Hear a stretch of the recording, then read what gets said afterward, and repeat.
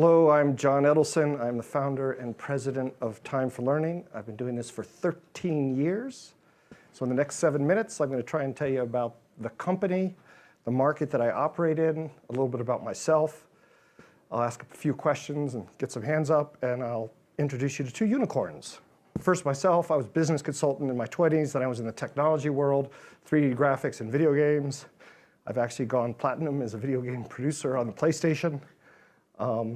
And this is the first time I've ventured out of running my company and spoken publicly in 13 years. It is a mission-driven company. We focus on homeschoolers, trying to provide them a dramatic improvement in their homeschool experience. We hear regularly that we make a huge impact on their life. We're actually a little bit large, and it's not just the curriculum, it's a complete set of wraparound services for them, which is very important because they're quite isolated. This year, we expect to be about $20 million. We've been profitable for a while. We try and keep growing it. We try and maintain double-digit growth every year. The product is 100% digital. It's 100% software as a service, and it's 100% an experience. These are not PDFs with text. These are real experiences. It's a recurring revenue model, nothing too subtle, basically $20 a month. We think we have about 3% of the homeschool market, and that 10 to 20% is the addressable market by our approach, so we have plenty of room to grow. You probably haven't heard a lot about the homeschool market while you were here, so I'll tell you just a little bit about it. First, a question. I want you all to think back to your childhood. When you were children, how many of you knew a homeschooling family? Record shows one small hand. Now that we're grown up, how many of you know a homeschooling family? And the record shows that most of the hands are up. This is a real thing. It's now 3% of the population. The pirate era is over. So many of you will remember, or maybe you don't, that the homeschoolers used to be very much us, them. If you were a homeschooler, you ate in homeschool restaurants, you shopped in homeschool stores, and you certainly didn't socialize with those people. And the people who were normal, they had nothing to do with them. This barrier is now over. They're really much like you and me. We think there's a silent majority of accidental homeschoolers. These are people who put their kids in school with every expectation that that's the way life was going to be. Then life and possibilities intervened. Often there's a series of unfortunate events. And as a last resort, mom decides to go and homeschool, somewhat reluctantly, usually ambivalently. Often after a year or two, they are the most enthusiastic of homeschoolers. One thing about this slide, a point I'm trying to make, is there's conflicting data. You've got my story of why people homeschool. On that same slide, you have the government data, which says people do it because they want a biblically based view of the world. They want to be uninvolved with the part of society. That's certainly part of the population. Another observation that we have is that this is really a woman's market. These are 95% of the decisions are made by moms, and the next biggest chunk is made by the grandmothers. Of course, the data in this area is going to be difficult. Homeschoolers by nature are independent and don't sign up for surveys. True story. I got on an airplane on the way here. The guy next to me, here's what I'm doing. He's also in this business, and said homeschooling, and starts to tell me his horrible story of trying to do business in the homeschooling market. I've actually heard this a half a dozen times here. Why did our business succeed in the homeschooling market with no capital? I bootstrapped it forever, whereas everybody else has had a tough time.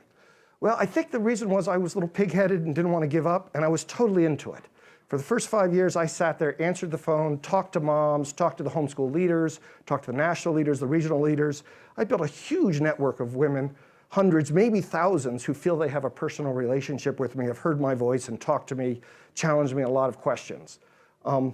This is not something that you could do if you were venture-backed or had a PE firm. Look at your structure. The barrier to entry was John probably has more patience or less options for all those years than anybody else, and that's really what we built.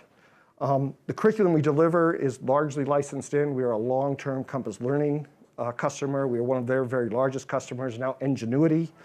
We adapt it to the homeschool context, which is kind of a big, complicated project. At the end of the day, we are a consumer marketing firm doing advanced analytics. One of the ways that we stay profitable is we're also a homeschool media play. So we own hundreds of, well, not hundreds, we're involved with hundreds of sites. We have about 40 that we control, which gives us a fixed cost from which we can market. We have a complete set of wraparound services, so we're a real partner to these homeschool moms and families. to build the partnership, we found there were some holes in what we were providing them, so we took it upon ourselves to build it. We built a preschool, so we have our own Time4Learning preschool. We built a writing program off to the side, Time4Writing. There was a gap for science in the elementary grades, so we built Science for Us. And the homeschoolers really like to drill on spelling. So we built a program called Spelling City. Second question, how many of you have kids who have used Spelling City? Less hands than I would have expected. Some rooms I get all the hands. Once we introduced Spelling City, it went through the school system like a knife through butter. It was just the coolest little gimmick. We became huge. It was also free, that helped. Once we got going, we tried to figure out a business model, and we also discovered that spelling was not the hot issue in mainstream education that it is in the homeschool world. And what really mattered was reading comprehension. We realized that that was facilitated by vocabulary and building phonics.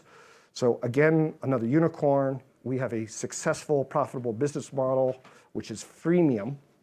And we've now become very much a vocabulary, reading comprehension focused product.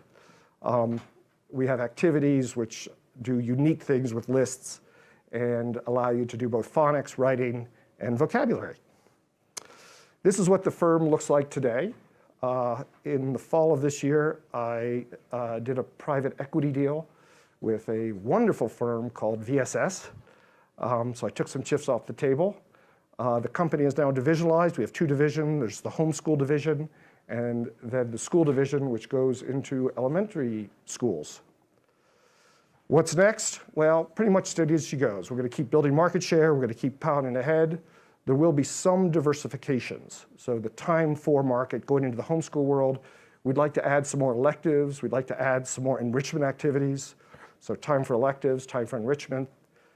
Those are variables. Those not what the name's going to be. We're trying to figure out what they're going to be. On the school side, there'll probably be some more cities. And thank you very much for your 7 minutes. Big dog.